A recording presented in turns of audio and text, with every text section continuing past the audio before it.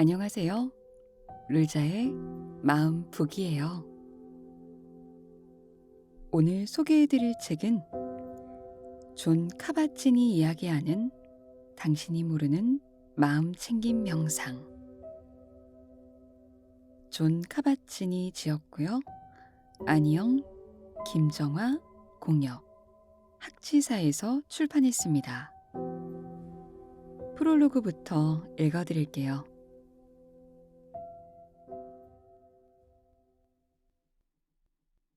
명상이란 무엇인가? 사람들은 보통 명상이 무엇인지 안다고 생각한다. 이것은 드문 일이 아니다.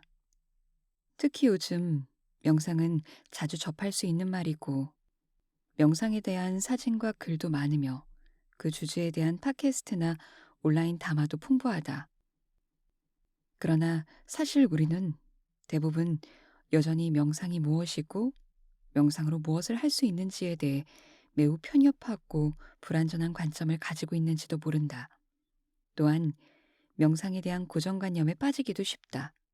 명상이란 바닥에 앉아 모든 생각을 효과적으로 사라지게 하는 것이라는 생각에 갇히거나, 긍정적인 효과를 얻기 위해서는 오랫동안 자주 연습해야 한다거나, 오래된 전통에서 특정 믿음이나 정신 체계를 선택하는 것이라고 생각하기도 한다. 사람들은 또한 명상이 우리의 몸과 마음, 영혼에 거의 마술적인 효과를 준다고 생각할지도 모른다. 비록 그 모든 것이 진실일 수도 있지만 실제로는 어느 것도 그렇지 않다. 현실은 훨씬 더 흥미롭다. 그렇다면 명상이란 정말 무엇인가? 명상을 우리 삶에 끌어들이는 것이 왜 의미가 있는 걸까? 이것이 바로 이 책의 주제다. 당신이 모르는 마음챙김 명상은 2005년에 온정신의 회복, 마음챙김을 통한 자신과 세계 치유하기라는 제목으로 출판된 책의 일부다. 처음 출판된 이래 마음챙김은 엄청난 주류가 되었다.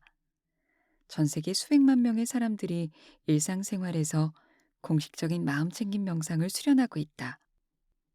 내 생각에 이것은 매우 긍정적이고 유망한 발전이다.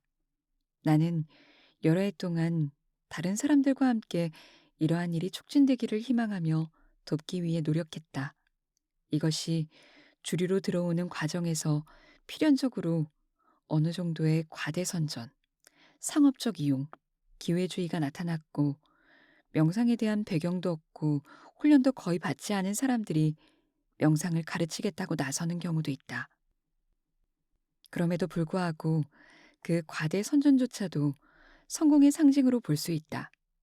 하지만 우리가 인생 경험과 관계 맺는 방법으로서, 그리고 수련으로서 마음 챙김의 특별한 치유력과 변화의 힘이 더 널리 이해되고 채택됨에 따라 그런 일들은 오래가지 않아 줄어들 것이다.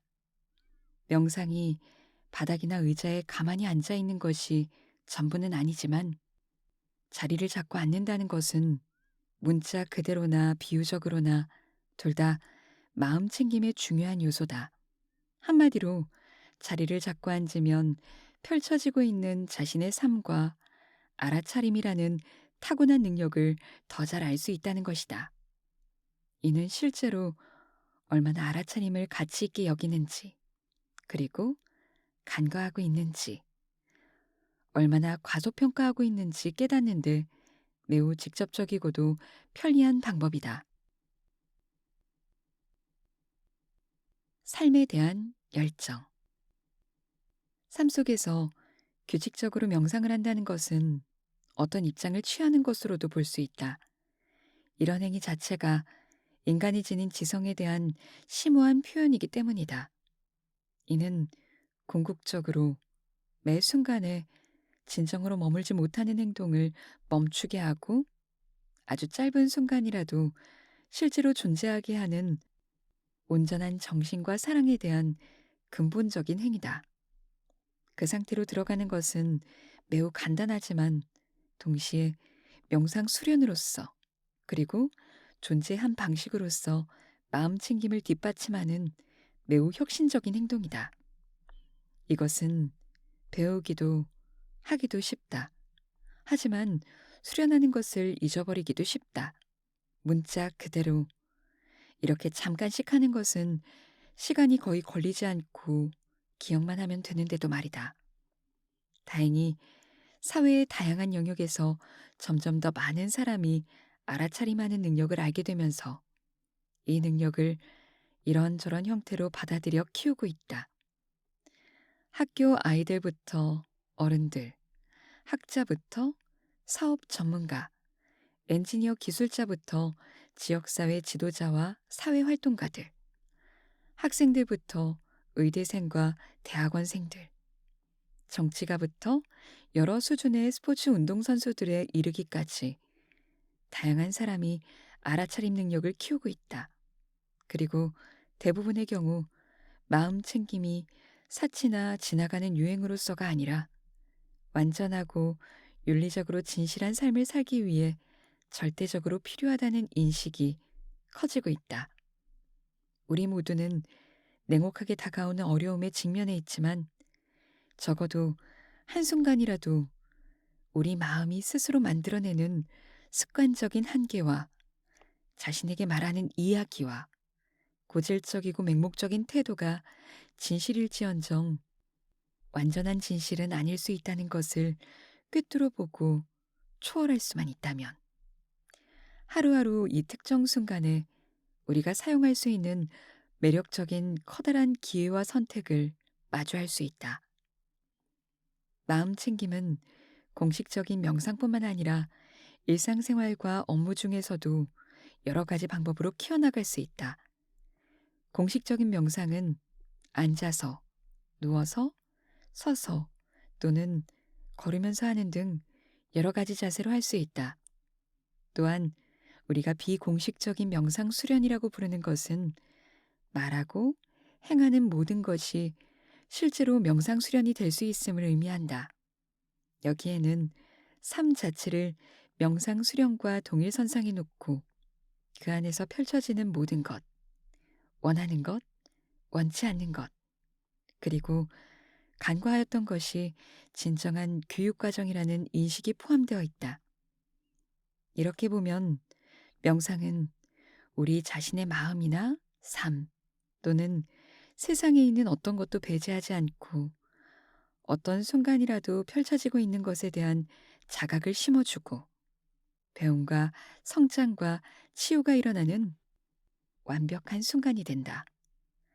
시간이 지남에 따라 가장 중요한 것은 자신에게 진정한 수련 방법, 즉, 직관적이고 신뢰할 수 있는 방법을 찾아내는 것이며, 동시에 마음 챙김에 관한 고대의 전통의 본질에 충실해지는 것이다. 이 책은 적어도 그렇게 하기 위한 평생의 모험을 시작하도록 도움을 주고자 한다. 만약 마음 챙김을 처음 대한다면 매일 마음 챙김을 개발하는 방법을 배우게 될 것이고, 이미 하고 있다면 더욱 심화시킬 수 있을 것이다. 어떤 경우든 마음 챙김을 하기 싫은 일이나 부담스러운 짐, 또는 이미 바쁜 와중에 해야 할 일이 하나도 늘어난 것이 아니라 좋아하는 것으로 여기는 방법을 배울 것이다. 그래서 궁극적으로 살아야 할 깊이 있는 삶의 터전으로 여기게 될 것이다. 수십 년의 연구가 보여주듯이 마음 챙김은 평생 스트레스, 고통, 질병이라는 어려움에 직면하여 극복하는 데 강력한 동반자 역할을 할 수 있다. 행위와 무의. 가끔 마음 챙김을 하는 것은 뭔가를 하는 것처럼 보이기도 하지만 때로는 아무것도 하지 않는 것처럼 보인다.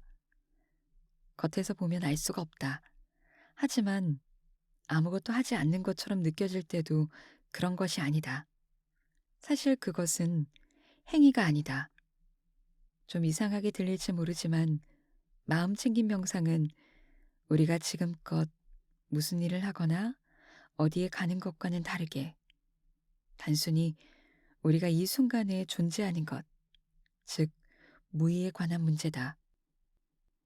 지금 당신이 어떤 상태든지, 그리고 지금 어디에 있든지, 적어도 지금 이 순간은 괜찮다. 사실 자신에게 친절하고 무언가 강요하지 않으면서 그 순간을 알아차린다면 그것으로 완벽하다.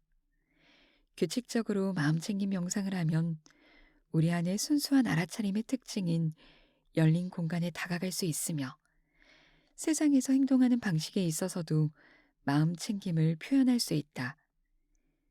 규칙적인 마음챙김은 말 그대로나 상징적으로나 우리의 삶을 돌려줄 수 있다. 스트레스를 받거나 고통에 시달리거나 불확실성과 감정적 혼란에 사로잡힐 때는 특히 더 그렇다. 물론 우리 모두는 인생에서 그런 순간이나 시기가 있을 것이다.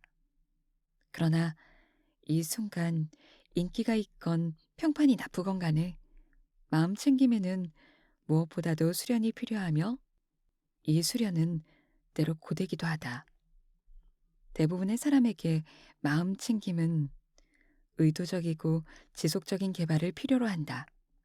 그리고 그 개발은 순수하고 단순하고 규칙적으로 하는 훈련인 명상 훈련을 통해 이루어진다.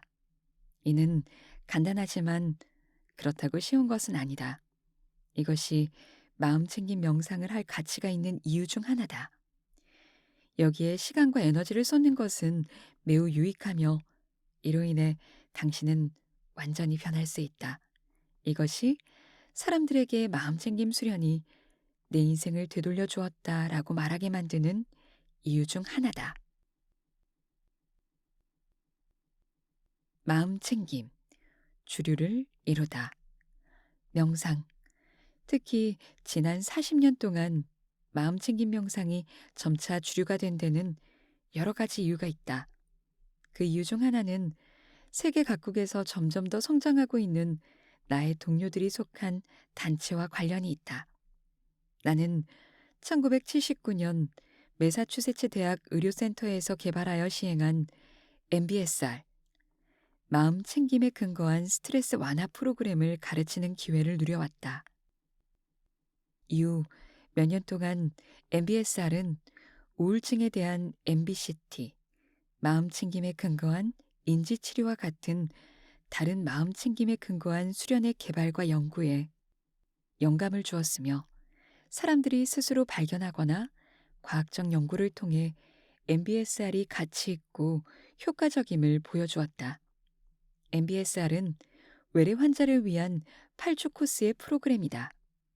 MBSR 클리닉의 원래 목표는 마음 챙김 훈련의 잠재적 가치를 테스트하는 것이다. 만성 질환 환자들은 일반적인 의료 치료가 효과가 없어 주류 의학 및 의료 시스템에서 소외되어 있는데, 마음 챙김 훈련은 만성 질환 환자의 스트레스, 통증 및 질병과 관련된 고통을 줄이고 완화하는 데 도움이 되었다. MBSR은 만성 질환자들을 보호할 수 있는 안전망으로 여겨졌다. 그 안전망은 그들이 추락하고 있을 때 받쳐주고 그들 자신을 위해 무언가를 도전하도록 해준다. 이것은 스스로 발견한 곳에서 시작하여 더 큰 행복과 건강을 추구하며 자신의 궤도에 들어서기 위한 것이다. MBSR을 새로운 의료 처치법이나 치료법으로 만들고자 한 것은 아니었다. 오히려 시간이 흐르면서 MBSR은 자기학습이 가능한 공중보건적 개입으로 여겨졌다. 점점 더 많은 사람이 그 과정을 거치면서 인류에 대한 정규 분포 곡선을 더 건강하고 행복하며 지혜로운 방향으로 이동시킬 수 있는 잠재력을 가지게 된 것일지도 모른다. 우리는 어떤 의미에서는 의사와 병원이 그들을 위해 할 수 있는 모든 것을 함께하는 방법을 사람들에게 가르치고 있었다. 이는 마음챙김 수련을 통해 자신의 내적 자원을 동원하고 그렇게 함으로써 병원을 벗어날 수 있는지, 아니면 적어도 마음챙김으로 자신을 더 잘 돌보고 스트레스와 통증과 다양한 건강 문제와 만성적인 상태를 효과적으로 다루고 조절하는 새로운 방법을 개발하여 병원을 더 이용할 수 있는지를 보며 이루어졌다. MBSR 프로그램은 8주 동안 하루 45분, 일주일에 6일씩 규칙적으로 연습하고 마음 챙김을 강조하는 명상 수련으로 이루어져 있다. 우리는 이 명상 수련이 참가자들의 삶의 질과 건강, 행복에서 유의미한 차이를 만드는지 보고 기록하는 데 관심을 가졌다. 그 결과 대부분의 사람에게 처음부터 차이가 나타났다는 데는 의문의 여지가 없다. 실제로 8주 동안 사람들의 변화를 직접 볼 수 있었다. 그들은 수업에서 그들이 경험한 변화와 힘을 얻게 된 느낌을 기꺼이 공유했고, 우리는 수집한 데이터로 그것을 확인했다. 우리는 1982년부터 의학문헌에 논문을 실으며 발견한 것을 공유하기 시작했다. 몇 년 후 다른 과학자와 임상의들도 마음 챙김에 대해 점점 더 자세히 연구를 시작했고, 과학계에서 이 주제에 대한 광범위한 지식을 더해갔다. 오늘날 의학과 심리학, 신경과학 및 기타 많은 분야에서 마음 챙김과 그 활용 가능성에 대해 활발히 탐구하고 있다. 그 자체도 매우 주목할 만하다. 왜냐하면 그것은 이전에 서로 한 번도 마주친 적이 없는 두 영역의 지식, 즉, 한편으로는 의학과 과학, 다른 한편으로는 고대의 명상 수련과의 결합을 상징하기 때문이다. 2005년 1월, 온정신의 회복이 출간되었을 때, 당시 의학 및 과학 문헌 제목에 마음 챙김이라는 단어가 실린 논문은 143편밖에 없었다. 이는 2017년까지 발표된 마음 챙김에 관한 논문 3,737편 중 3.8%에 해당한다. 그 사이에 모든 분야에서 마음 챙김이 미치는 영향을 검토하는 의학과 과학 분야가 등장하여 놀라운 뇌 변형 능력, 신경 가소성으로부터 유전적 조절, 후성 유전자학과, 텔로미어에 미치는 영향, 이어서 생물학적 노화와 그리고 우리의 생각과 감정, 특히 우울증, 불안, 중독 측면에서 미치는 영향뿐만 아니라 가정생활, 직장생활, 사회생활까지 광범위하게 연구되고 있다. 새로운 시대, 새로운 형식. 앞서 언급했듯이 당신이 모르는 마음챙김 명상은 원래 2005년에 더 두꺼운 책으로 출판된 온정신의 회복의 일부다. 그 후로 일어난 모든 일을 고려해 볼 때 새로운 세대의 독자를 위해 그 책을 여러 권으로 좀 짧게 나누는 것이 유용하다고 생각했다. 바로 지금 그중 첫 책을 손에 들고 여기까지 읽었다면 당신은 적어도 명상 전반에 대해, 특히 마음 챙김에 대해 조금이라도 궁금해하고 있을 것으로 짐작된다. 하지만 그다지 궁금하지 않거나 명상이 삶에서 많지 않은 소중한 시간을 들여 해야 하는 또 하나의 일로 생각되어 두려울 수 있다. 또는 가족과 친구들이 어떻게 생각할지 걱정될 수도 있다. 심지어 공식적인 명상을 한다는 생각만으로도 믿기 어렵거나 비현실적으로 보일지라도 걱정할 필요가 없다. 그건 문제가 안 된다. 명상, 특히 마음 챙김 명상은 정말로 당신이 생각하는 것과 다르기 때문이다. 하지만 명상이 하는 것은 생각에 대한 관계를 바꾸는 것이다. 이것은 당신이 이미 가지고 있지만 그로 인해 구속되기보다는 사용할 수 있는 여러 다른 지능 중 하나로서 그 능력을 잘 알고 쓰도록 도와준다. 생각이 진실이라기보다는 단지 생각일 뿐이고 인식의 장에서 일어나는 사건에 불과하다는 것을 기억하지 않으면 우리는 생각에 휩쓸린다. 그래서 이 책은 마음 챙김이 무엇이고 왜 해야 하는지 다루고 있다고 할 수 있다. 두 번째 책인 온전히 깨어 있기는 일상에서의 마음 챙김을 체계적으로 개발하는 방법을 자세히 살펴본다.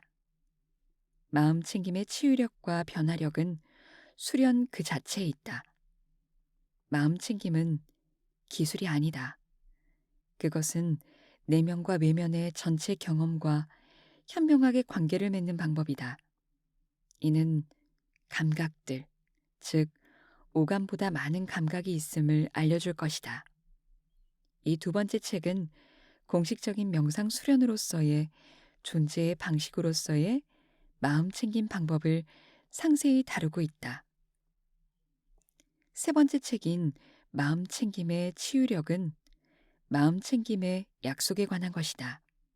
여기서는 내가 직접 관여했던 두 가지 연구를 포함하여 매우 넓은 관점에서 마음 챙김의 잠재적인 이점을 살펴본다.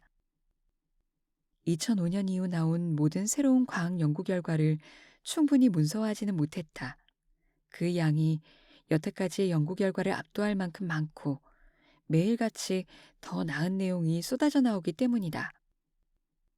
그러나 주요 추세는 가장 흥미로운 최근의 연구 중 일부를 설명하는 책에 대한 언급과 함께 책의 서문에 요약되어 있다. 이 세 번째 책은 과학을 넘어 우리에게 빛과 치유가 될 수 있는 모든 관점과 상황에 내재된 아름다움과 시적인 면을 불러일으킨다. 어떤 것들은 명상적인 전통에 바탕을 두고 있는데 특히 개인적으로 선, 비파사나, 족첸, 하타요가에 크게 감동하여 내가 21살 때 마음 챙김을 내 인생에 통합하는 계기가 되었다. 이들은 모두 깨달음을 구현하는 것과 내재적 상호 연결성의 가치를 가리킨다. 그들의 강력한 관점, 통찰력, 수련은 수세기 동안 우리에게 전해져 온 것으로 오늘날 매우 활기차게 번창하고 있는 주목할 만한 인류의 전통이다. 마지막 네 번째 책인 모두를 위한 마음 챙김은 삶에서 마음 챙김을 실현하는 내용이다. 이것은 마음 챙김을 현실로 만들고 단지 개인으로서가 아니라 인간 공동체의 일원으로서 자신의 방식대로 최선을 다해 구현한다는 의미다. 이 책은 개인의 몸보다는 지난 40년 동안 정치 공동체와 의학에서 배운 것과 수천 년 동안의 명상적 전통에 초점을 맞추고 있다. 이 전통은 지구에서 이 순간 호모사피엔스, 사피엔스로서 우리에게 매우 중요한 가치가 될 수 있다. 또한 이것은 특별히 숨쉬며 살아있는 인간으로서의 잠재력과 더 큰 세계에서의 자신의 자리를 일깨운다. 이는 깨어있는 능력을 계속 유지하며 창의성, 관대함, 배려, 편안함, 자연스럽게 생겨나는 지혜를 맛볼 때 이루어진다. 따라서 이 책에는 개인의 실현뿐만 아니라 인간으로서 완전한 잠재력에 대해 보다 사회적이고 인류라는 종으로 깨어나는 것도 포함되어 있다. 이 네 권의 책으로 나는 새로운 세대에게 시대를 초월한 마음 챙김의 힘과 오늘날 우리가 발견하는 바와 같이 세상에서 마음 챙김을 묘사하고 개발하며 적용할 수 있는 여러 가지 방식을 소개할 수 있기를 바란다. 사실 나는 미래 세대가 그들 자신의 상황에 적합한 방식으로 새로운 응용 프로그램과 접근법을 많이 개발하고 구현할 것이라고 믿는다. 오늘날 이러한 상황에는 지구 온난화에 대한 새로운 인식, 부도덕한 인명 피해와 전쟁의 파괴성, 제도화된 경제적 불의, 인종차별, 성차별, 연령차별, 성희롱과 성폭행, 왕따, 성정체성에 대한 도전, 사이버 해킹, 우리의 관심을 끌기 위한 끝없는 경쟁, 소위 주목 경제라고 하는 것, 전반적인 시민성 부족, 정부 내 또는 정부 간의 극단적인 양극화와 선동 등이 포함된다. 여기에는 다른 모든 공포뿐만 아니라 역사가 동트기 전부터 우리 인간의 삶의 일부로서 함께 펼쳐져 온 절묘한 아름다움도 포함된다. 동시에 실제로 아무것도 변하지 않았다는 관점을 염두에 두어야 한다. 프랑스인들이 더 많이 변할수록 더 많은 것이 그대로 남아있다라고 즐겨 말하듯이 많은 것이 변할수록 우리는 더 똑같은 상태가 된다. 시간이 시작된 이래 탐욕, 증오, 망상은 인간의 마음 속에서 계속 작용하여 끝없이 폭력과 고통을 만들어냈다. 그래서 자신과 세상을 위한 길을 선택한다면 우리는 지금 이 순간 그를 위해 할 일이 있다. 동시에 우리의 마음이 스스로를 깊이 알게 되면서 우리는 태초부터 아름다움, 친절, 창의성, 통찰력을 알아왔다. 예술, 음악, 시, 과학, 그리고 지혜와 내적, 외적 평화에 대한 초월적인 작품이 널리 퍼져 있는 것에서 알 수 있듯이 우리 인간에게는 관대함과 친절함, 부드러움, 연민 또한 필수적인 부분이었다. 알아차림 속에서 포용하는 지금 이 순간의 힘. 지금 마음 챙김과 연민과 지혜가 그 어느 때보다 중요하다는 데는 의심의 여지가 없다. 마음 챙김의 본질은 시대를 초월하지만 이것은 지금 이 순간, 그리고 있는 그대로의 어떤 순간과 관련이 있다. 과거는 지금 이 순간 우리에게만 허용된 것이다. 그리고 우리가 상상하고 지배하기 위해 끝없이 노력하는 미래는 아직 펼쳐지지 않았다. 미래가 달라지길 바란다면 현재를 온전히 살아가는 것, 즉, 마음 챙김과 진심을 다해 살아갈 수밖에 없다. 비록 행동이 아닌 것처럼 보이지만 그 자체가 행동이다. 그러면 바로 다음 순간이 새로운 가능성으로 가득 차게 될 것이다. 왜냐하면 당신이 이 순간에 기꺼이 나타나려고 했기 때문이다. 이 순간에 완전히 살라. 그러면 바로 다음 순간은 이미 다를 것이다. 지금 매 순간이 분기점이다. 어떤 것이든 다음 순간에 펼쳐질 수 있다. 그러나 어떤 것이 펼쳐질지는 우리가 여기에서 완전히 깨어있고 어느 정도까지 자각하고 있는지 여부에 달려 있다. 물론 가끔은 지혜와 연민, 정의와 자유를 위해 행동하는 것이 중요하다. 그러나 행동 그 자체는 존재에서 나오지 않는 한 무의미하거나 비효율적일 수 있다. 그때는 완전히 다른 형태의 행동이 나타난다. 우리가 현명한 행위 또는 현명한 행동이라고 하는 것은 마음 챙김의 용광로에서 형성된 진정한 행동이다. 시간을 확인해 보면 다시 지금이 된다는 경이로운 사실을 발견하게 될 것이다. 마음 챙김을 수련이자 존재 방식으로 받아들이고 그렇게 함으로써 평생의 학습, 성장, 치유, 변화의 여정을 시작하거나 다시 시작하거나 다시 활성화할 수 있는 더 좋은 시간은 언제일까? 역설적이게도 우리는 아무데도 가지 않을 것이다. 왜냐하면 우리는 이미 온전하고 완전하며 충만한 모습이기 때문이다. 마음 챙김은 자신을 향상하는 것이 아니다. 향상하는 것이 될 수 없다. 왜냐하면 우리는 이미 온전하고 완벽하기 때문이다.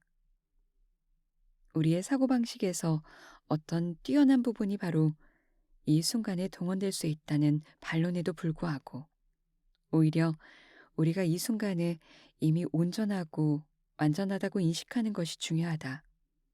이것은 기회가 있을 때 우리가 살 수 있는 단 하나의 삶의 완전한 차원과 가능성을 되찾는 것이다. 그리고 그것이 잠재적으로 무한한 창조적 방식으로 구현되면 그것은 어떤 순간에 필연적으로 해체되어 그 순간에 실제로 어떻게 펼쳐지는지 인식할 것이다. 삶의 순간순간 깨어있고 순간을 인식하는 이런 방식에는 선택을 하고 창조할 수 있는 엄청난 자유가 있다. 진화 포물선. 마음챙김 수련은 인도와 중국 문명에서 수천 년 전, 심지어 붓다 이전으로 거슬러 올라간다.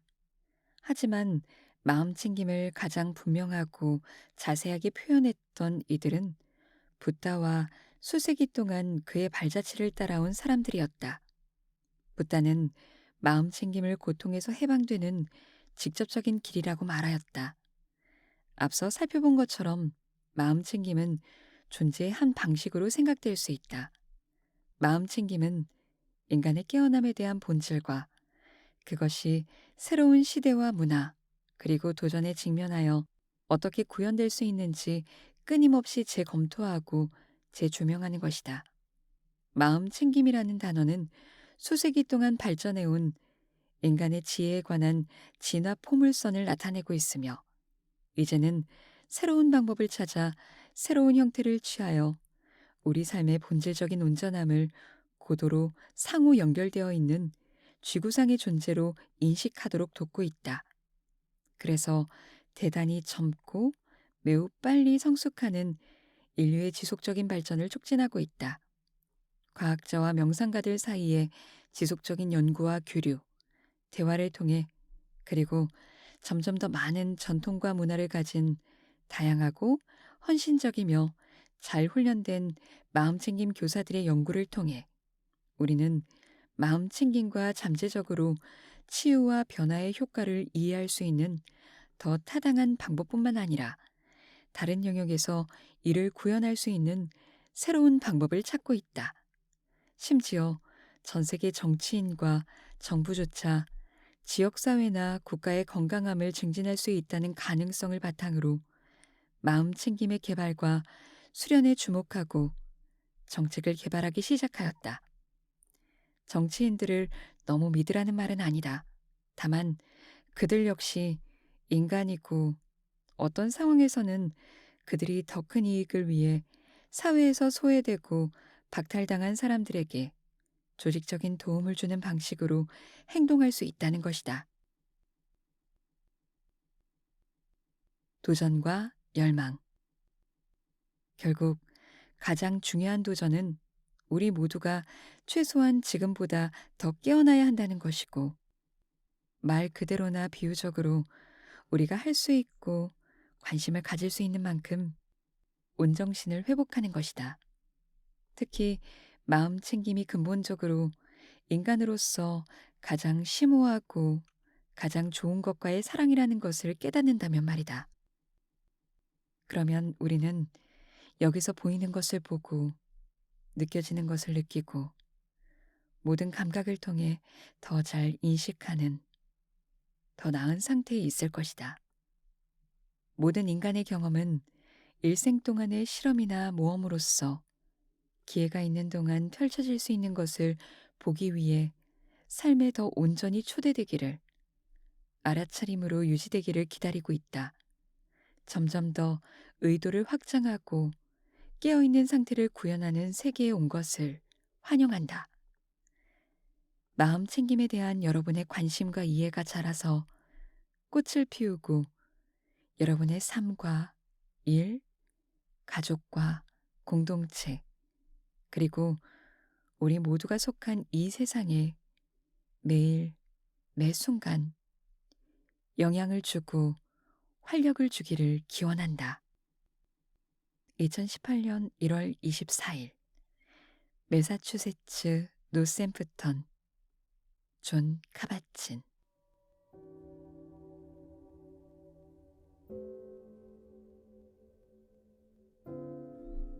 이 책은 여기까지 읽어볼게요. 프롤로그 부분에 존 카바진 박사가 이 책을 왜 썼는지, 마음챙김이 무엇이고 왜 해야 하는지 잘 설명해 준 것 같습니다. 본문에서는 마음 챙김의 기원 혹은 기반, 그리고 MBSR이 무엇인가, 이런 부분에 대해서 또 세세하게 설명해 주었어요.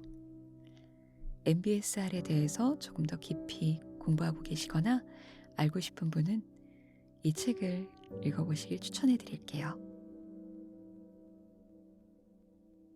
오늘도 마음북에서 룰자와 함께 해주셔서 감사합니다. 평안하세요. 월마스테.